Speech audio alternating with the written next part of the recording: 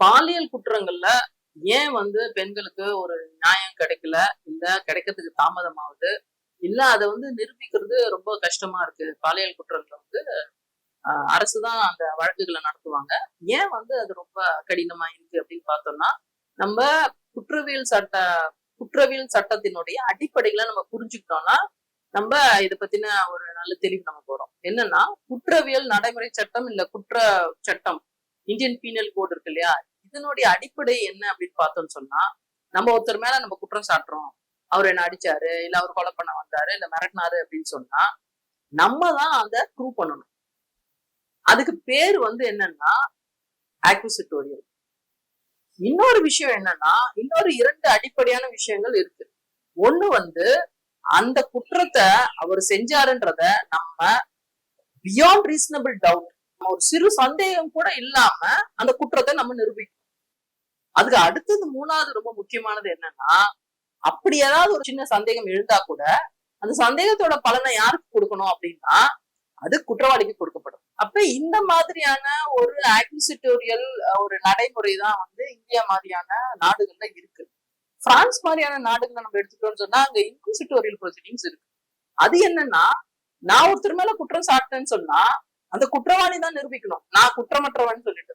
Under develop countries India மாதிரியான ஒரு நாடுகள்ல வந்துட்டு யார வேணா எளிய மக்களை வந்து நம்ம குற்றவாளி ஆக்கிட முடியும். காசு இருக்கிறவங்க எல்லாம் தப்பிச்சுப்பாங்க. காசு இல்லாதவங்கள நீதான் குற்றம், நீதான் குற்றவாளின்னு சொன்னா அவங்க வந்து நான் குற்றவாளி இல்ல அப்படின்னு நிரூபிக்கிறது ரொம்ப கடினம். அதனால எல்லா குற்றங்களுக்குமே ஓரளவுக்கு நம்ம வந்து இந்த ஆக்யூசிட்டோரியல், ஏற்கனவே இந்தியால இருக்கக்கூடிய இந்த ஆக்யூசிட்டோரியல் ஃபார்மை நம்ம அக்செப்ட் பண்றோம். ஆனா இது இந்த பாலியல் சார்ந்த குற்றங்கள், ஆணும் பெண்ணும் சேர்ந்து நிகழக்கூடிய குற்றங்களுக்கு இது சரிபட்டு வருமா? இப்படி சந்தேகமற அதை நிரூபிக்கிறதோ இல்ல அந்த சிறு சந்தேகம் வந்தா கூட அதை குற்றவாளிக்கு அந்த பயனை கொடுக்கறதுன்ற இந்த மாதிரியான ப்ரொசீஜர் எல்லாம் ஃபாலோ பண்ணி நம்மளால நமக்கு ஒரு நீதி கிடைக்குமா பெண்களுக்கு அப்படின்றது ஒரு பெரிய டிபேட்டபிள் கொஸ்டின். அதனாலதான் குழந்தைகள் வந்து பாலியல் வன்முறைக்கு உட்படுத்தப்படும் போது ரொம்ப கிளியரா இப்ப இந்த சட்ட திட்டங்கள், இந்த போஸ்கோ ஆக்ட்ல எல்லாம் கிளியரா சொல்றாங்க, இந்த குழந்தைகளை வந்து யார் வந்து பாலியல் வன்முறை இல்ல தாக்குதல் வல்லுறவுக்கு உட்படுத்துறாங்களோ அவங்கதான் ப்ரூவ் பண்ணணும் நான் வந்து இந்த குழந்தை மேல எந்த குற்றமும் நிகழ்த்தல.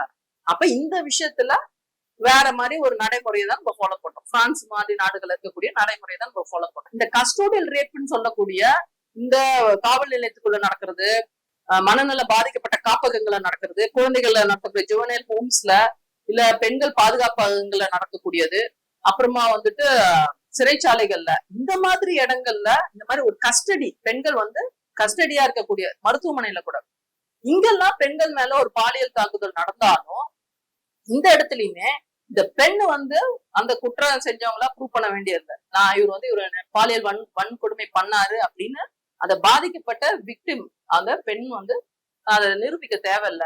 ஆனா அந்த குற்றம் சாட்டப்பட்டவர் தான் இதை நிரூபிக்கணும். சோ இப்ப நடுவுல இப்ப யார் இருக்காங்கன்னு பாத்தீங்கன்னா, இந்த 18 வயசுக்கு மேல இருந்து கல்யாணம் உட்பட வயதானவர்கள் வர இப்போ 18 வயதுக்கு மேல இருக்கக்கூடிய பெண்கள் வந்து பாலியல் வன்கொடுமைக்கு உள்ளாக்குறாங்கன்னு சொன்னா அவங்க குற்றம் சாட்டுறாங்க பாத்தீங்களா, அப்ப இவங்க தான் ப்ரூவ் பண்ணும். பாலியல் குற்றங்கள்னா நம்ம ரேப் மட்டும் சொல்ல முடியாது, பாலியல் தாக்குதல் மட்டும் இல்ல, அது அசிங்கப்படுத்துறது இல்ல கட்டி அணைக்கிறது இல்ல அத்துமீறி நடந்துக்கிறது, பாலியல் சீண்டல்கள்ல பண்றது, இப்போ இதெல்லாம் வந்துட்டு இதுக்கான எந்த ஒரு என்ன சொல்றது, இதெல்லாம் நம்மளால ப்ரூவ் பண்ண முடியாது. ஒரு காயம் இருக்குன்னா நம்ம ப்ரூவ் பண்ண முடியும். இப்ப வந்து ஒரு பாலியல் தாக்குதல் நடந்திருக்குன்னு சொன்னோம்னா அந்த செம்மனோ இல்ல மத்ததோ இந்த ஆடைகள் இருக்கக்கூடியதை நம்ம ப்ரூவ் பண்ண முடியும். அப்ப இதெல்லாம் இல்லாத நடக்கக்கூடிய பல வன்முறைகள் பாலியல் ரீதியா பெண்களுக்கு நடத்தப்படுது. அப்ப இந்த மாதிரியான விஷயங்கள் எல்லாம் ஒரு சந்தேகம், சிறு சந்தேகம் கூட எழாம அதை நிரூபிக்கிறதோ இல்ல அப்படி ஒரு சிறு சந்தேகம் ஏற்பட்டா அந்த சந்தேகத்தின் பலனை வந்து குற்றவாளிக்கு கொடுக்குறோம் அப்படின்னு சொன்னா இந்த பாலியல் குற்றங்களை வந்து எப்படி ப்ரூவ் பண்ண முடியும்? அப்ப நம்ம கேட்கலாம், ஆனாலும் சில வழக்குகளை வந்து ப்ரூவ் பண்ணிருக்காங்கல்ல, அது எப்படி? ஏதாவது ஒரு வழக்கு எடுத்து நீங்க படிச்சீங்க இந்த மாதிரி பாலியல் வழக்குல குற்றவாளிக்கு தண்டனை கொடுத்த வழக்குல நீ படிச்சீங்கன்னு சொன்னீங்கன்னா ஃபர்ஸ்ட் எஃப்ஐஆர் போட்டிருப்பாங்க இல்லையா, அந்த இந்த மாதிரி ஜெயிச்ச கேஸ்ல பாத்தீங்கன்னா ஏதோ ஒரு பொட்டல் காட்டுல அது நடந்திருக்கும். ஆனா அங்க 2 பேரும் சந்தைக்கு போயிட்டு இருந்தோம், நாங்க பார்த்தோம் அப்படின்னு சொல்லிட்டு 2 பேரும் அதுல வந்து சாட்சி சொல்லுவாங்க. இந்த மாதிரி சாட்சியங்கள்ல யார் கொண்டு வரான்னா அந்த ஸ்டேஷன் ஆபீசர், அவருக்கு தெரியும் அது நியாயமா நடந்திருக்குன்னு.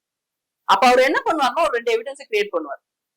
பல சுப்ரீம் கோர்ட் வரைக்கும் போன ஜெயிச்ச வழக்குகள்ல வந்துட்டு நாங்க வந்து ஒரு ஆய்வுக்காக படிக்கக்கூடிய ஒரு சூழல் வந்தப்ப அதுல எல்லாம் பார்த்தா அதுல ஒரு எவிடன்ஸ் இருக்கு.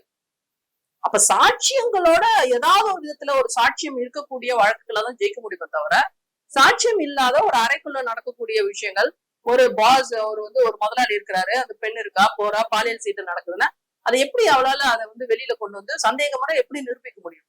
அப்ப பல வழக்குகள்ல இன்னும் கேட்டா இதை ஏன் வந்து ஒத்துக்கல? இப்ப குழந்தைங்களுக்கு ஒத்துக்கிறோம், கஸ்டடியில ஒத்துக்கிறோம், ஏன் நார்மலா அந்த பெண்கள் மேல நடக்கக்கூடிய அந்த பாலியல் வன்கொடுமையை ஏன் வந்து சட்டத்துல வந்து ஏத்துக்க மாட்டாங்க, ஏன் குற்றவாளியை ப்ரூவ் பண்ண சொல்ல மாட்டாங்க அப்படின்னா, நீதித்துறையில இருக்கிறவங்களுக்கும் நீதிமன்றத்திலையும் சட்டங்களை ஏற்றவர்களுக்கும் இருக்கக்கூடிய இந்த ஆணாதிக்க பார்வைதான் இந்த மாதிரி பெண்களுக்கு ஒரு நியாயம் கிடைக்க முடியாத ஒரு வழிவகை செஞ்சிருக்கு. அப்ப அன்லஸ் ஒரு காவல்துறையை சார்ந்தவங்க கொஞ்சம் ஜெண்டர் சென்சிட்டிவா அப்புறம் வந்து கொஞ்சம் நியாயமா இருக்கக்கூடிய அந்த காவல்துறையினர் நினைச்சாதான் அந்த எஃப்ஐஆர்ல ஒரு ஏதாவது ஒரு எவிடன்ஸ், அதாவது டைரக்ட் எவிடன்ஸ் இல்ல கொராபரேட்டிவ் எவிடன்ஸ், அந்த சமயத்துல இவர் அங்க இல்ல, அவரு அது உள்ள போனதை ஒருத்தர் பார்த்தாங்க, உள்ள நடந்தது நமக்கு என்னன்னு தெரியாது, ஆனா அவர் உள்ள போனாரு அப்படின்றதுக்கு ஒரு எவிடன்ஸ் கிரியேட் பண்ண முடியும். அப்ப சென்சிட்டிவா இருக்கக்கூடிய காவல்துறையினர் நினைச்சாதான் இந்த மாதிரி பெண்களுக்கு ஒரு நியாயம் கிடைக்கிறதுக்கான ஒரு வாய்ப்பு இருக்கு. கண்டிப்பா பெண்களால தங்கள் மீது நடத்தப்படக்கூடிய அந்த பாலியல் வன்கொடுமைகளுக்கு அவங்க நிரூபிக்கவே முடியாது. அப்ப அந்த நிரூபிக்க முடியல அந்த பலன் வந்து குற்றவாளிக்கு தான் போகும். ஏன் போக்சோ குழந்தைங்களுக்கு இருக்கிற மாதிரியே ஏன் நார்மலாவே எந்த பாலியல் வன்கொடுமையா இருந்தாலும் பாதிக்கப்பட்ட பெண்கள் வந்து கம்ப்ளைண்ட் கொடுத்தாங்கன்னா அதை குற்றவாளிகள் தான் வந்து நான் வந்து இதை பண்ணல அப்படின்னு சொல்லணும், அப்படி நிரூபிக்கணும் அப்படின்ற ஒரு விஷயத்த நோக்கி ஏன் நம்ம போல அப்படின்னு சொன்னீங்கன்னா, இந்த நீதிமன்றங்கள் பல வழக்குகள்ல கல்யாணம் ஆனவங்களோட வழக்குகளை என்ன சொல்லியிருக்காங்கன்னா, இப்ப கல்யாணம் ஆன பெண்கள் வந்து இந்த மாதிரி பாலியல் தாக்குதலுக்கு உட்படுத்தப்படுறப்ப அவங்களுடைய உடல்லயோ உடையிலயோ இல்ல ஏதோ ஒண்ணுல வந்து செமன் இருக்கு, அந்த ஆண்களோட விந்தெல்லாம் இருக்குன்னு சொன்னா கூட என்ன மாதிரி கேள்வி கேட்டிருக்காங்கன்னு சொன்னா, இது வந்து உச்ச நீதிமன்றத்தோட வழக்குகளை நான் சொல்றேன், கீழே இருந்து போய் உச்ச நீதிமன்றம் வரைக்கும் போய் தோல்வியுற்ற வழக்குகள். அதுல நீதிபதிகள் என்ன கேக்குறாங்கன்னு சொன்னா, இது ஏன் உங்க கணவரா இருக்கக்கூடாது? ஒரு பெண் கல்யாணமான பெண்ணு ஃபர்ஸ்ட் வெளியிலே சொல்ல மாட்டாங்க, ஏன்னா அவங்க குடும்ப வாழ்க்கை பாதிக்கப்படும், கணவன் வெறிய அதிக ஸ்டேக்ஸ், கல்யாணம் ஆகாத பெண்ணை விட கல்யாணம் ஆன பெண்களுக்கு அதிக பாதிப்பு இருக்கு. அப்ப அவங்களும் வெளியில வந்து ஒரு பாலியல் வன்முறை நடந்திருக்குன்னு சொன்னா இது ஏன் உங்க கணவரா இருக்கக்கூடாது? ஒரு வழக்குல அந்த கணவர் வெளியூர் போயிருக்காரு, அப்ப அந்த வழக்குலயுமே நீதிமன்றம் என்ன சொல்லுதுன்னா, அவர் முன்னாடி நாள் வந்து அவங்களோட இருந்திருப்பாரு, அது வந்து உடையில பட்டிருந்தாலும் அப்படித்தானே அப்படின்ற மாதிரி எல்லாம் ஒரு நம்பாத பெண்கள் சொல்றதை நாங்க நம்ப மாட்டோம். ஏன்னா இந்த ஆணாதிக்க சிந்தனையில பெண்கள் எப்பவுமே கூட்டு களவாணிகள், நடக்கக்கூடிய பாலியல் குற்றங்களுக்கு இவங்களுக்கு ஒரு பங்கு இருக்கு, இவங்க விரும்பியதான் போறாங்க, அதான் எந்த ஆணா இருந்தாலும் அப்படின்ற ஒரு ஆணாதிக்க புத்தியில இருக்கக்கூடிய இந்த விஷயங்கள்ல இருந்து ஆரம்பிச்சுதான் இந்த 18 வயதுக்கு மேற்பட்டவங்களுக்கான பாலியல் தாக்குதல் நடக்கிறப்ப இந்த நீங்க தான் ப்ரூவ் பண்ணணும், ஒரு சிறு சந்தேகம் இருந்தாலும் அதை குற்றவாளிக்கு கொடுக்கணும், இப்படியான ஒரு நிலை இருக்கிறப்போ கண்டிப்பா பெண்களுக்கு நியாயம் கிடைக்கிறதுக்கு வாய்ப்பே இல்லை. என்னதான் வந்து நம்ம வந்து ஒரு அசிஸ்ட் பண்ண முடியும், அரசாங்க வக்கீல் தான் நமக்கு பாதிக்கப்பட்ட பெண்களுக்கு அப்பியர் ஆகுறாரு, அவங்களுக்கு நம்ம லாயர் வச்சு அசிஸ்ட் பண்ண முடியும்னா கூட இது ரொம்ப ரொம்ப கடினம், இதெல்லாம் பணம் வச்சிருக்கிறவங்களால தான் பண்ண முடியும். அப்ப எளிய பெண்கள் வந்து பாலியல் வன்முறைக்கு உட்படுத்தப்படும் போது கண்டிப்பா வந்து இதெல்லாம் வந்து நிரூபிக்கிறதுன்றது மிக மிக கடினம். அப்ப இந்த நீதிமன்றங்களும் நீதித்துறையும் இந்த சட்டம் ஏற்ற அதிகமா ஆண்கள் தான் அங்க இருக்கிறாங்க, எம்எல்ஏஸ் எம்பிஸா, அப்ப இவங்களுக்கெல்லாம் வந்து பொது புத்தியில இருக்கக்கூடிய இந்த பெண்களும் இதுக்கு உடந்தைதான், அதனால இவங்களே ப்ரூவ் பண்ணிட்டோம் அப்படின்ற ஒரு ஆணாதிக்க பார்வைதான் வந்து இந்த பாலியல் குற்றங்கள்ல பெண்களுக்கு நியாயம் கிடைக்க முடியாத ஒரு நிலையை ஏற்படுத்தியிருக்கு. இப்போ ஏன் வந்து இந்த மாதிரி சொல்றோம்னு சொல்லணும்னா, இதுக்கு முன்னாடி குழந்தைகள் பாலியல் வன்கொடுமை செய்யப்பட்டப்பையும் வந்துட்டு இதே நிலைமைதான் இருக்கு. அந்த குழந்தையை நோக்கி பல கேள்விகள் கேட்கப்பட்டு குழந்தைகள் வந்து இன்னொரு சித்திரவதை அனுபவிச்சாங்க. எப்படி மதுரா வழக்குல வந்துட்டு அந்த மதுரான்ற அந்த பழங்குடியின பெண் சொன்னால, நான் வந்து 2 முறை வந்து பாலியல் தாக்குதல் உண்டாக்கப்பட்டேன், ஒண்ணு வந்து காவல்துறையினால பாலியல் தாக்குதலுக்கு உள்ளான, 2வது முறை இந்த நீதிமன்றங்கள் வந்து என்ன பாலியல் தாக்குதலுக்கு உட்படுத்துச்சு, அந்த அளவுக்கு மோசமான கேள்விகளை வந்து நீதிமன்றங்கள் எழுப்பி அந்த பெண்ணை முத்திரை குத்தி நடத்தை சரியில்லாதவன்னு ஹைகோர்ட் சுப்ரீம் கோர்ட் எல்லாம் சொல்லிச்சு, நீதிமன்றங்கள் கூடிய நீதிபதிகள் சொன்னார்கள். அப்ப அந்த நிலைமை அது 79ல நடந்த அந்த வழக்கு, 72ல நடந்து 79ல சுப்ரீம் கோர்ட் கொடுத்த அந்த நிலைதான் இன்னைக்குமே இருக்கு. அதனாலதான் பெண்கள் வந்து தங்களுக்கு மேல நடக்கக்கூடிய அந்த பாலியல் குற்றங்களை பத்தி வெளியில சொல்றதே இல்லை. இது வந்து பாலியல் குற்றங்களை விடுங்க, எல்லா அலுவலகத்திலயும் நடக்கக்கூடிய அந்த மேல இருக்கக்கூடிய அந்த மேலாளர்களோ இல்ல இந்த முதலாளிகளோ இந்த பெண்கள் மேல நடத்தக்கூடிய ஒரு பாலியல் சீண்டல் கூட வெளியில வரவே இல்லை. இதுக்கான காரணம் என்னன்னா, இது எப்படி நம்ம ப்ரூவ் பண்ண முடியும்? அது வெளியில தெரிஞ்ச அசிங்கம். இதுக்காக நம்ம வந்து பல எஃபர்ட் எடுக்கணும். இது அவ்வளவு சுலபம் இல்ல. அதனால அவங்க வேற வேற வழிகள்ல தன்னை தக்க வச்சுட்டு ஒண்ணு வேலை மாத்திக்கலாம்.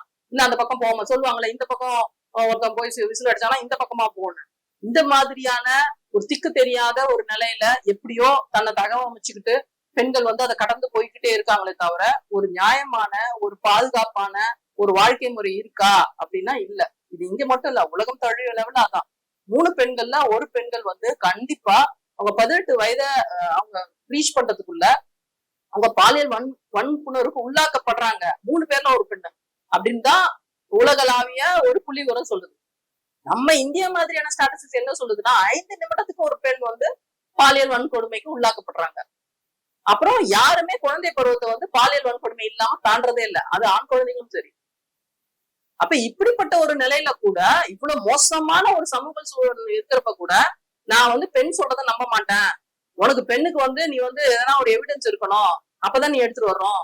கல்யாணம் ஆன பெண்கள் இருந்தா கிளியரா அது வந்து சுப்ரீம் கோர்ட் சொல்லுது பல வழக்குகளை, கல்யாணம் ஆன பெண்களா இருந்தா இப்படியே கோட் பண்றாங்க. அவங்க வாக்குமூலத்தை தாண்டி, அவங்க வாக்குமூலத்தை நம்ப கூடாது, கொராபரேட்டிவ் எவிடன்ஸ் அதை தாண்டி ஒரு ஏதோ ஒரு எவிடன்ஸ் இருந்தாதான் நீங்க நம்பணும். எவ்வளவு ஒரு கொடூரமான ஆணாதிக்க சிந்தனை இருந்தா இந்த மாதிரி பல ஜட்மெண்ட்ஸ்ல ஒரு ஜட்மெண்ட் இல்ல. ஏன்னா மதுரா வழக்குக்கு அப்புறம் 80ல இருந்து 2006 வரைக்குமான இந்த பாலியல் குற்றங்கள்ல சுப்ரீம் கோர்ட் நீதிபதிகள் என்ன சொல்லியிருக்காங்க அப்படின்ற ஒரு ஆய்வை நான் பண்ணியிருக்கேன். அந்த அடிப்படையில தான் இப்ப நம்ம பேசுறோம். அப்ப இந்த போக்கு எப்படி பாக்ஸோல வந்துட்டு நான் வந்து பாலியல் குற்றங்களுக்கு பெண் குழந்தைகள் உட்படுத்தப்பட்டாங்கன்னா அவன் வந்து குற்றவாளி தான் தன்னை நிரூபிக்கணும், நான் வந்து அந்த குற்றத்தை பண்ணல அப்படின்னு அதே ஒரு இன்குசிட்டோரியல் அந்த ப்ரொசீஜர் தான் 18 வயதுக்கு மேற்பட்டவங்களுக்கும் நம்ம வந்து அதை மாத்தி அமைக்கணும். இந்த மாதிரி பாதிக்கப்பட்டவங்களே அந்த வழக்கு நிரூபிக்காம குற்றவாளிகள் நிரூபிக்கணும் அப்படின்னு சொல்றப்பதான் நான் வந்து ஒரு விக்டிம் அப்படின்னு சொன்னா என்னை நோக்கி கேள்விகள் எழும்பாம குற்றம் செஞ்சான் இல்லையா அவனை நோக்கி கேள்விகள் எழும். நீ எங்கம்மா போன, நீ ஏன் அங்க போன, நீ ஏன் உன்னோட லவரோட போன, உன் மேல எங்க கை வச்சான், உன்னை என்ன பண்ணான், இப்படியான கேள்விகள் பெண்களை நோக்கி திரும்பறதுக்கு பதிலா நீ ஏன் அங்க போன, நீ என்ன பண்ண அந்த பொண்ண, நீ எங்க கைய வச்ச அப்படின்னு அந்த ஆணை நோக்கின கேள்விகள் எழும்போதுதான் இந்த மாதிரியான ஒரு பாலியல் குற்றங்களுக்கு நமக்கு வந்து பெண்களும் முன்ன வருவாங்க சொல்றதுக்கு. அப்பதான் இந்த மாதிரியான பாலியல் குற்றங்கள ஒரு நியாயமான ஒரு ஜட்ஜ்மெண்ட்ஸ் வரும். அப்ப அந்த மாதிரியான தீர்ப்புகள் வரும்போதுதான் பெண்களுக்கும் ஒரு தைரியம் வரும், பெண்களுக்கும் ஒரு நம்பிக்கை வரும். நம்ம வந்து நம்ம பாலியல் சீண்டல் பண்ணா நம்ம போய் சொன்னோம்னு சொன்னா நம்ம பெரிய பாதிப்புக்குள்ள மாட்டோம், நமக்கு நியாயம் கிடைக்கும், நம்ம ஒரு பெரிய மன உளைச்சலுக்குள்ள போக தேவையில்ல, அவன் தான் போகணும், அவன் தானே அதை நிரூபிக்கணும் அப்படின்ற ஒரு தைரியமும் பெண்களுக்கு வரும். அப்ப அந்த சூழல் தான் வந்து ஒரு பாதுகாப்பான சூழலை வந்து பெண்களுக்கு ஏற்படுத்தும். நம்ம என்ன சொல்றோம்னா, பெண்களுடைய வாக்கு மூலத்தை நம்புங்க. கோர்ட்டா இருந்தாலும் போலீஸா இருந்தாலும் சமூகமானாலும் பொது புத்தியில இந்த பெண்ணுக்கும் இந்த பெண்ணே ஒரு களவாணியா இருப்பா, கூட்டு களவாணியா இருப்பா அப்படின்ற அந்த பொது புத்தியில இருக்கிறத அழிச்சிட்டு பெண்கள் வந்து எங்க மேல பாலியல் வன்கொடுமை நடக்கப்பட்டிருக்கு, சீண்டல் நடத்தப்பட்டிருக்கு, ஒரு தாக்குதல் நடத்தப்பட்டிருக்குன்னு சொல்லும் பொழுது இம்மீடியட்டா அதை நம்பி அதன் மீது நடவடிக்கை எடுக்கணும். இந்த ஆணாதிக்க பொது புத்தியில இருக்கக்கூடிய இந்த பெண்களை இழிவாக நினைக்கக்கூடிய இதே எண்ணங்கள் தான் இங்க கீழே அந்த குற்றவாளியில ஆரம்பிச்சு உச்ச நீதிமன்ற நீதிபதி வரைக்கும் இந்த சிந்தனை தான் இருக்கு. இது மாற்றப்படணும். அப்பதான் பெண்கள் மீதான இந்த பாலியல் தாக்குதலை வந்து பத்தி பெண்கள் பேச வருவாங்க. அப்பதான் அவங்க ஒரு வழக்க பதிவு பண்ண வருவாங்க. அந்த மாதிரி அப்பதான் வந்து அவங்களுக்கு நியாயம் கிடைக்கும். அப்பதான் சமூகத்துல பெண்கள் வந்து ஒரு பாதுகாப்பான ஒரு உணர்வை பெறுவார்கள்.